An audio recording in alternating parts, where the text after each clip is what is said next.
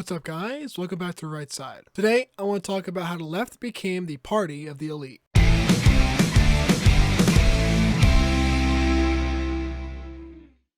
During the 20th century, the party's platforms are so similar that there's a distinction without a difference. What emerged from that period of time was one party, the Democrats, positioned to be the party of the working class, and another party, the Republicans, positioned to be the party of the rich. Today, this framework has essentially dissolved. These party portraits are inaccurate, and the cause is simple, but it's very telling of what happens behind the scenes within either party. The parties flipped over the course of a single election cycle, where both parties showed their true colors and haven't changed since. The 2016 election cycle wasn't a turning point as much as it was revealing. Both parties, Democrats and Republicans, had a major populist candidate that was meteoric in their popularity. Bernie Sanders as a self-proclaimed democratic socialist running against Hillary Clinton, and Donald Trump as a politically incorrect, anti-establishment bull-in-a-china shop figure running against the entire Republican establishment. So, who won the 2016 election? Democratic presidential nominee Bernie Sanders, or Republican presidential nominee Donald Trump? Well, although the right-wing populist won his party's nomination,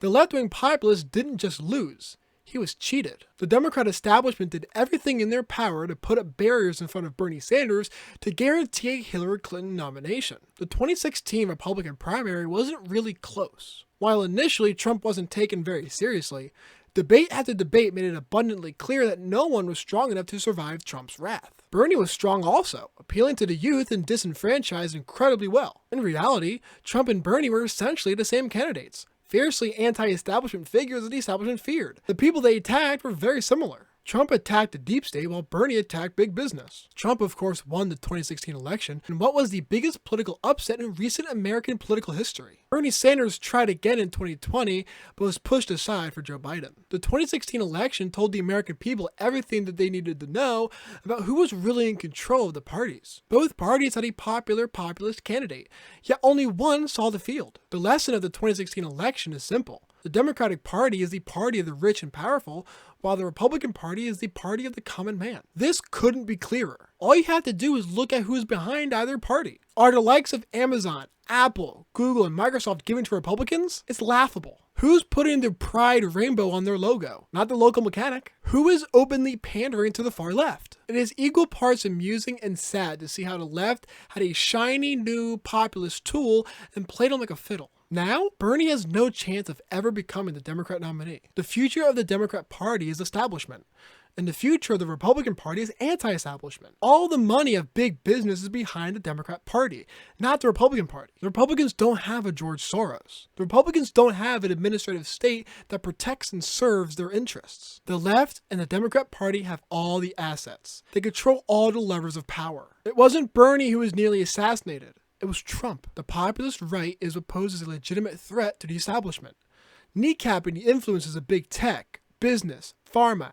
ag, and war have on our lives. For God's sakes, RFK Jr. didn't side with the Democrat Party. He sided with Trump's Republican Party. The Democrat Party has become a puppet for the establishment and its figures. It's the left that continuously bends the knee to the big industries. The party's facade of standing up for the little man is over, and it formally died in 2016. We can play the game of hypotheticals and ask if things would have been different had the establishment not suppressed Bernie, but of course, if things were different, things would be different. Now, we have figures like Dick Cheney supporting someone like Kamala Harris. The globalists are all in the Democrat Party. I can actually empathize with disaffected liberals. People who would have voted for someone like JFK or Bill Clinton. These people identified with what the Democrat Party was and used to stand for. But now the party's unrecognizable. The Democrats used to be the party of safe, legal, and rare.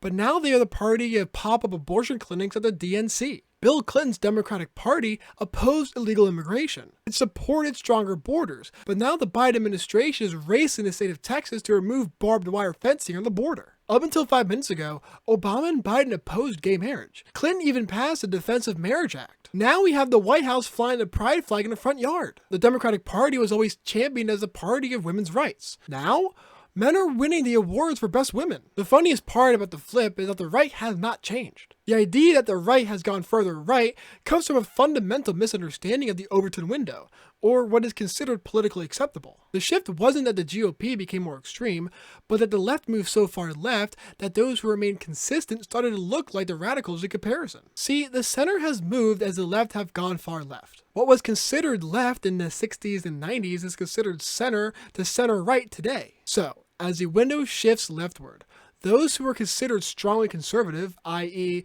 opposing gay marriage, wanting to criminalize abortion, and wanting lax gun laws, those people who hadn't changed their politics are now framed as being far right. I can say this because my political profile fits this description exactly. I would be considered a standard, typical, hard-right conservative in the 20th century, socially, economically, and even in foreign affairs. But now, I would be considered a far-right extremist and labeled as alt-right. I'm no Nostradamus, but here's where I think politics will be 10 to 20 years from now. I believe that Gen Z, my generation, will be the conservative counter-roundhouse to the head. The historical cycle of civilizations will rear its ugly head, and drive the next generation to reject the degeneracy of our current culture. It's laughable how the Democratic Party, supposedly the party of rebels and sticking it to the man, has turned virginity, marriage, kids, and family into the taboo behaviors of society. Being a rebel isn't having spiky hair, a choker, eyeliner, boots, and a nose ring as a garnish anymore. That's the norm. Waiting until marriage, getting married,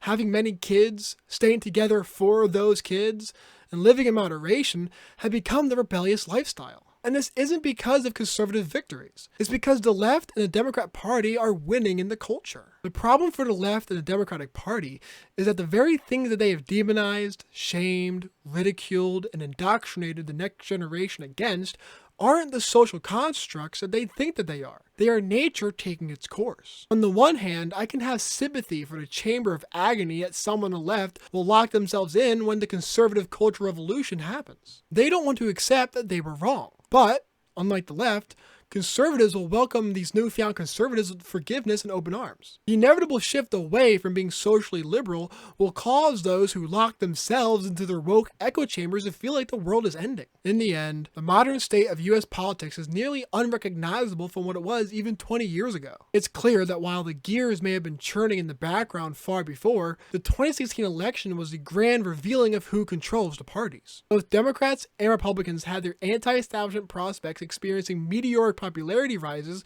but only one party chose them. The Democratic Party kneecapped Bernie Sanders because the major players of the establishment are on the left and pull all the strings. The Democrat Party is no longer the party of the working man. They are the party of high-rise dinner parties of liberal socialites, the champagne socialists. The Republican Party is the party of the working class, the party of local communities and wholesome families, the common man. The Democrats control the media and the schools and have all the financial resources. The Democrats' papier-mâché mask of being for the working class and wanting to curb the excesses of the rich and powerful withered away into ashes in 2016. And people are already starting to see it. Hope you guys enjoyed the video. If you did, I'd appreciate if you hit the like button. If you'd like to support and help the channel grow, please subscribe and ring the bell to stay updated with all my uploads. Finally, whether you agree or disagree, leave your thoughts in the comment section below. I look forward to engaging you guys in respectful and thoughtful discussions. With that said, I'll see you guys next video. See ya.